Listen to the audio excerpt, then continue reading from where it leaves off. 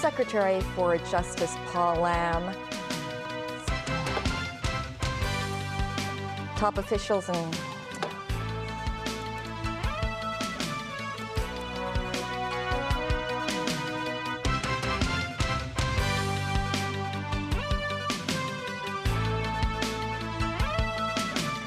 Hello and welcome to TVB News. With Hong Kong's District Council set for a major overhaul, top officials and lawmakers showed their support for the reform in booths on the street. Chief Executive John Lee also arrived at one of the booths in a bid to show his support. Timothy Lee tells us more.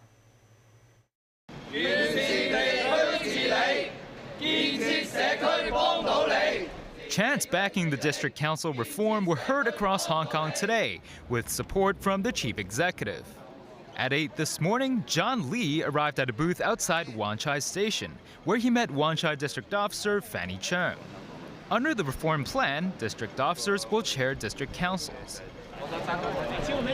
Lawmakers could be seen across the city passing out pamphlets to residents in a move to bolster public support for the district council revamp.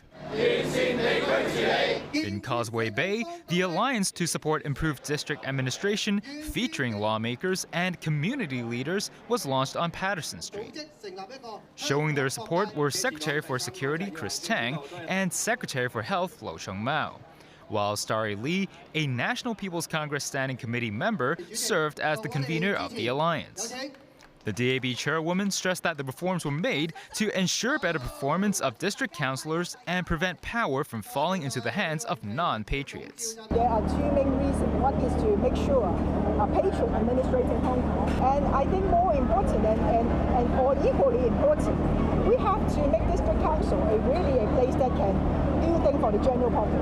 I have over 20 years of experience serving as a district councillor. I can see that really the previous council may not be even able to, do our hygiene issue properly.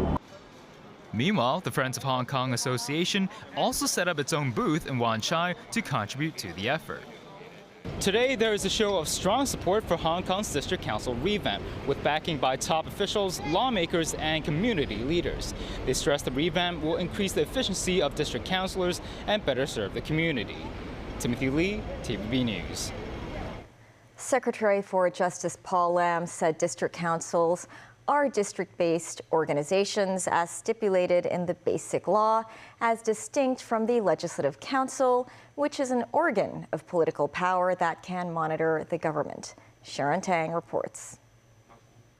On Tuesday, the government proposed sweeping changes to the formation and functions of the district councils.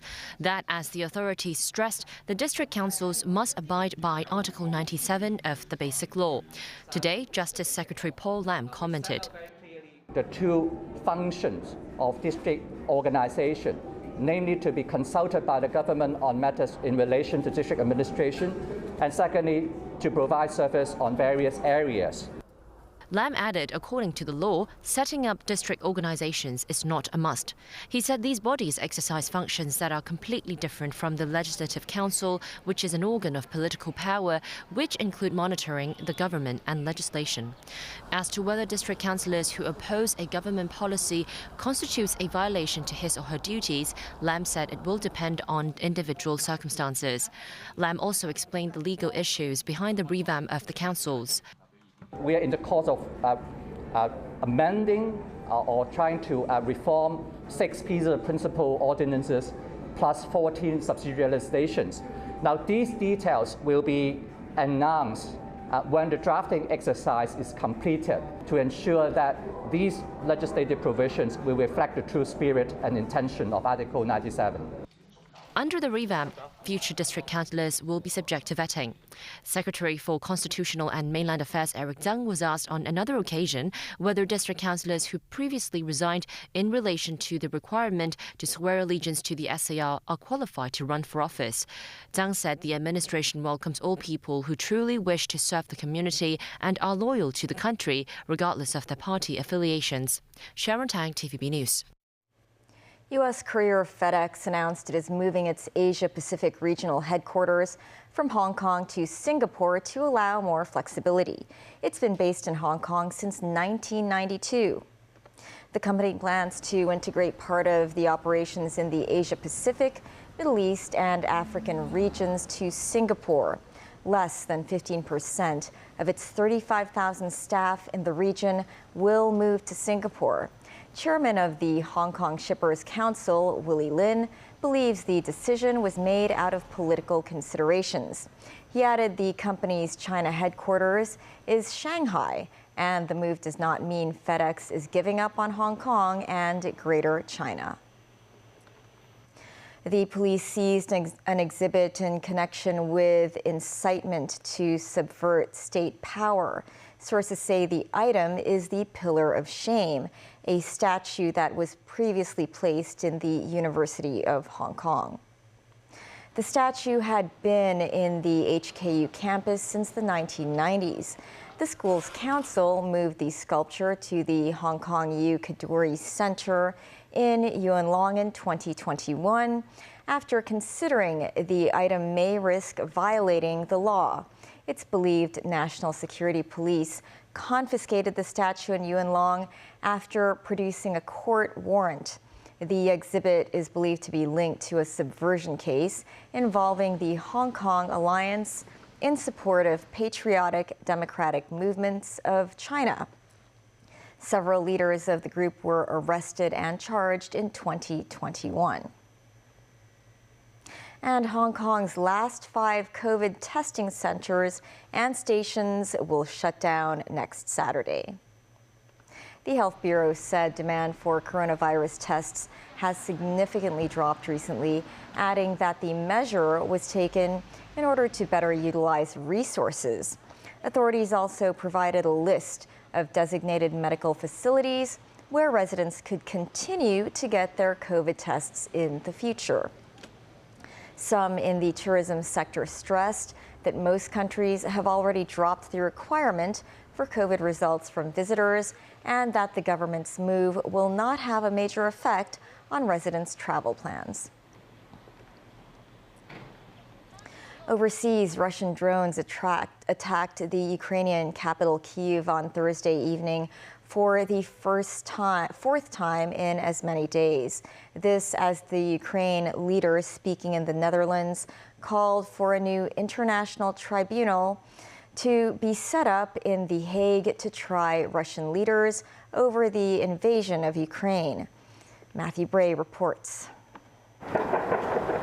Kyiv was on high alert again as it came under attack from Russian drones. This tit-for-tat Russian behavior after a purported drone strike on the Kremlin on Wednesday that Moscow claims the United States orchestrated. Washington has denied the accusation. This footage is Ukraine shooting down one of its own drones after it started flying out of control over the capital. Ukraine's military command said 18 of 24 drones had been shot down. People sheltered in the Kyiv metro as the attacks wore on, witnesses saying the drones arrived more quickly than usual after alerts were declared. Ukraine leader Volodymyr Zelensky was in Holland, where he called for the Russian leadership to face an international tribunal for war crimes. Accompanied by Dutch Prime Minister Mark Rutte, Zelensky had this to say on Putin and Russia. He's not the real leader of the country in which words or steps you can trust, yes. So for me, it doesn't matter what they think. We know what they do. We see their demotivated country on the battlefield, what is very important. We don't see ever the strong army on the battlefield and a really strong society which support their steps forward. Zelensky also visited a military base at Sosterberg, where wounded Ukrainians are being treated for severe injuries and others trained how to use Patriot missile defense systems. On the battlefield, Ukraine troops are training for a long talked-about counter-offensive. So far, it hasn't happened, and the war's front lines remain static. Russia holds 1/5 of Ukraine. Matthew Bray, TVB News. There has been more violence in Serbia. Police have arrested a 21-year-old gunman who killed at least 8 people and wounded 14 others in a drive-by attack late Thursday.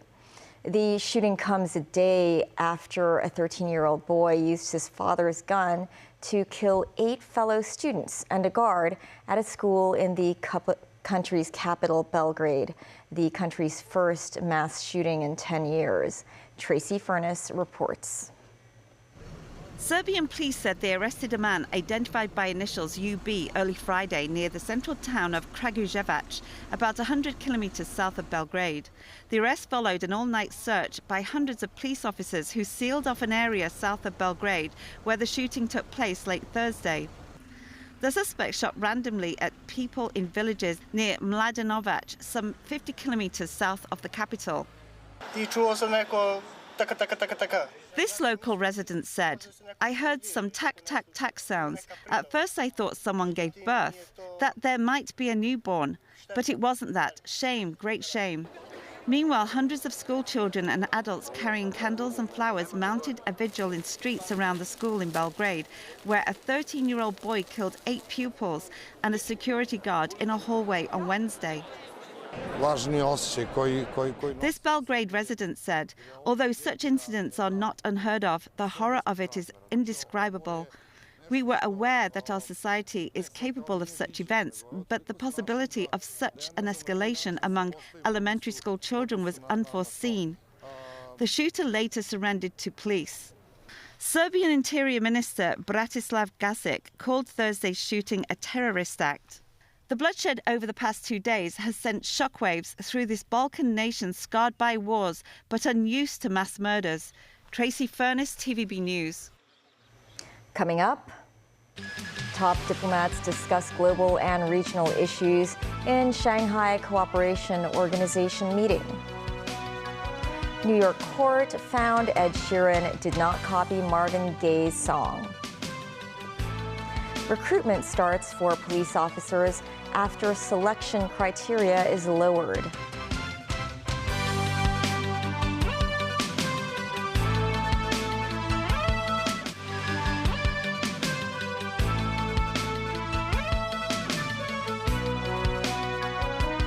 Welcome back. Foreign ministers from member countries of the Shanghai Cooperation Organization are gathering in the Indian coastal resort of Goa for diplomatic talks. Foreign Minister Qin Gang met with his Indian and Russian counterparts on the sidelines of the summit. Daniel Rao reports. A flurry of bilateral talks were held as the Shanghai Cooperation Organization gathers in Goa in India. The SCO is a political and security union of countries spanning much of Eurasia, including China, India, Pakistan and Russia, and is seen as a counterweight to Western influence in Eurasia. Today, Chinese Foreign Minister Qin Gang met with his Indian counterpart Subrahmanyam Jaishankar. The meeting came amid a tense situation along the disputed border between the two countries. There, a 3-year standoff has involved thousands of soldiers stationed in the eastern Ladakh region. Qin said the border situation was stable overall and that both sides should abide by existing agreements to promote the further cooling and easing of the border situation. Qin also met with Russian Foreign Minister Sergei Lavrov.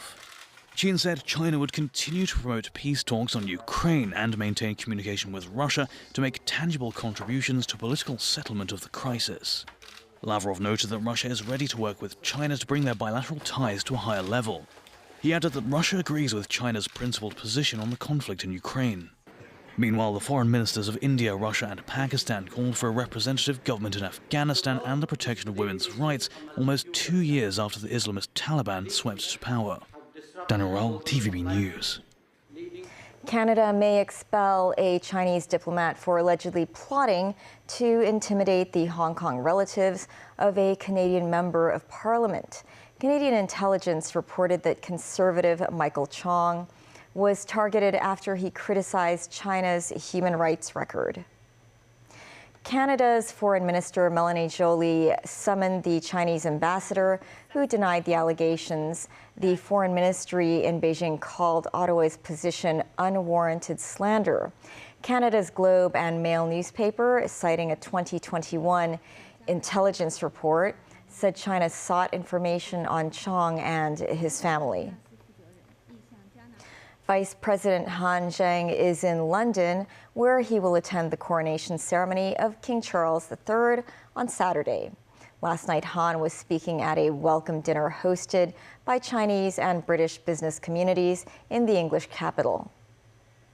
On China-Britain relations, Han stressed that as China's modernization advances, bilateral cooperation will surely embrace a brighter future. He urged for joint efforts to build a healthy and stable Sino-Britain relationship so as to provide a solid foundation for mutually beneficial cooperation. With less than 24 hours before the coronation of King Charles III, London security is ramping up as large crowds are expected to line the streets before the formal ceremonies begin. Final preparations are taking place in London before the coronation of King Charles in Westminster Abbey. Roads were cordoned off and police conducted security checks as guests from around the world start arriving for the ceremony. Across the capital, shops and public areas are bedecked with Union flag bunting and street parties are planned. An announcement by King Charles and Queen Camilla wishing people a happy coronation weekend was heard on the underground. Wherever you're traveling, we hope you have a safe and pleasant journey, Camilla says.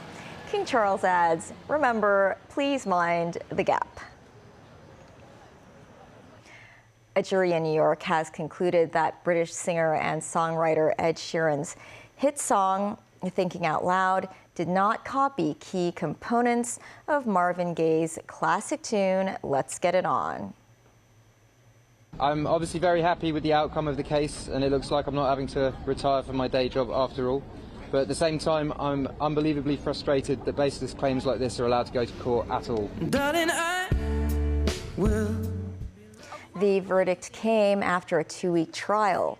The singer insisted that the copyright claim was a threat to all musicians who write their own songs. Sheeran was sued by the heirs of songwriter Ed Townsend, who created the 1973 classic with Gaye. Sheeran is believed to be worth $210 million as of 2023. In the U.S., 4 members of the far-right extremist group Proud Boys have been convicted of a plot to attack the U.S. Capitol, which was a desperate bid to keep Donald Trump in power after the Republican lost the 2020 presidential election. This report from NBC News. Prosecutors called them the key instigators of the January 6th assault on the U.S. Capitol. American citizens are storming the Capitol. After a 3-month trial, a jury tonight has found 5 members of the notorious extremist group the Proud Boys guilty of most of the charges against them. 4 of the 5 defendants, including the group's former leader, Enrique Tarrio, were convicted of seditious conspiracy, a Civil War-era law making it a crime to violently resist the authority of the U.S. government. 4 were convicted of trying to obstruct the certification of President Biden's Electoral College victory, and all 5 were convicted of interfering with the duties of members of Congress, many of whom found themselves running for their lives on January 6th. Today's verdict makes clear that the Justice Department will do everything in its power to defend the American people and American democracy. The evidence coming in some cases from the defendants' own mouths. January 6th will be a day in infamy. The significance of the verdict in this case definitely goes not only to these defendants, but to others as well in other investigations. Prosecutors have not established that the Capitol attack was planned in advance, but told jurors the defendants set out that day to act as Donald Trump's army, trying to illegally keep the former president in power. Proud Boys, stand back and stand by. Citing that infamous comment during a 2020 presidential debate, defense attorneys blamed Trump, asserting their commander-in-chief sold them a lie. And if you don't fight like hell, you're not going to have a country anymore. The jury couldn't decide on some counts, but the 5 Proud Boys face decades in prison based on today's verdict. Back locally, starting today, residents who are interested in joining the police force will face lower hurdles, including the removal of minimum height and weight criteria. The change applies to police constables, probationary inspectors, and auxiliary police constables. Mimo Sangai reports. This is the police recruitment center at the Wanchai Police Headquarters. Some digital advertisements are displayed outside the center with information on the recruitment venue and benefits of being part of the police force. This slide shows benefits for inspectors, such as the number of annual holidays. This morning, some candidates arrived at the recruitment center, but not all were ready to apply. This man made inquiries and decided to chat with the recruitment staff first before making his decision later. Unlike this person who dressed formally, who filled in some paperwork and provided his identity card. Earlier this week, the police force announced some entry requirements will be adjusted for applicants from Friday, such as the removal of minimum height and weight criteria, the cancellation of unaided visual acuity tests. There's also a newly introduced recruit police constable written examination.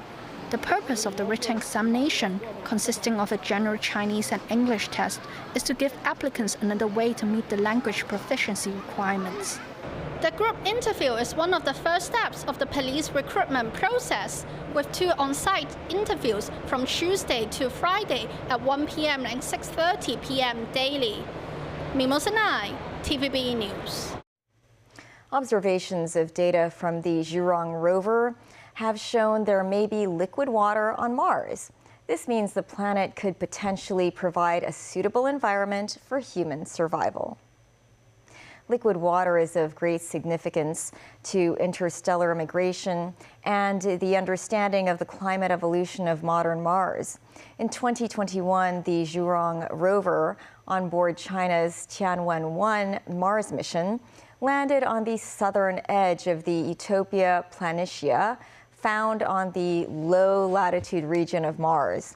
After working over 350 Martian days, the Zhurong rover managed to obtain a large amount of scientific data. In sports, Napoli won their first Serie A title in 33 years after drawing 1-1 against Udinese. The point earned from the match gave Napoli an insurmountable 16-point lead over second-place Lazio with 5 matches still to play. The result prompted jubilation in the streets of Naples as fans filled the streets, waving flags and flares. The late football legend Diego Maradona had been instrumental in the team's only previous Italian title wins in 1987 and 1990, respectively. That's the news. Have a great weekend. Bye for now.